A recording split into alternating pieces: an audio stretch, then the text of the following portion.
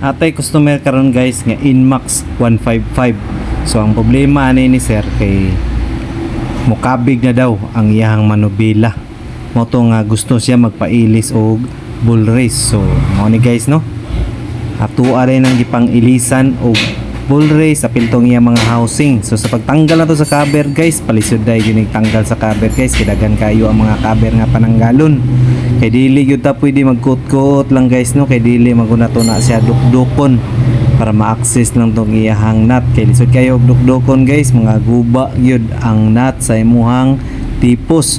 Mo nang pananggalon gyud nato na tanan nga cover. So sa makita ninyo guys no nga daghan kayo og mga gipang taya-taya na gyud ang sulod sa iyahang motor, daghan na kay mga hugaw kay wala gyud daw kay siya masaligan si sir dito nga mekaniko sa ilaha.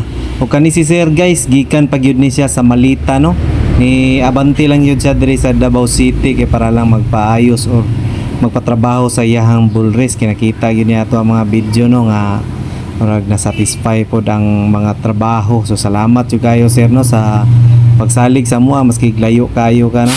So mga na siya guys, pag abri na to sa iyahang tipos guys, wala na gyud mga grasa ang iyahang mga parts no.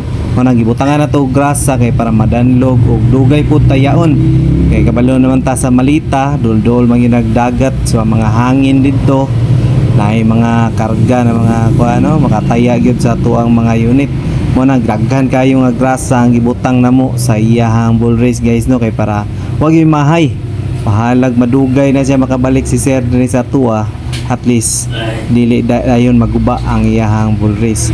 So sa paggamit nato sa lock guys, nagyud tay mga special tools no before nato na siya pang siradan kay dili yun ta pwede mo gamit og mga martilyo diha guys no, unless kung kailangan na jud gahe jud kayo.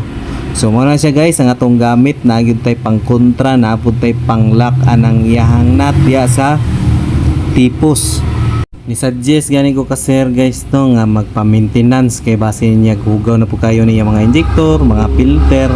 Pero ana sir nga gamay ra daw yang dala nga budget. So mao to ana ko sige sir kay next makabalik ka pohon ato aning ayuso ni mga motor kay pananggalon to ning mga taya-taya ani kay base maabtan ni siya sa oras mga bali ni imong mga chassis, yung mga daot pud ang imong mga chassis or wiring.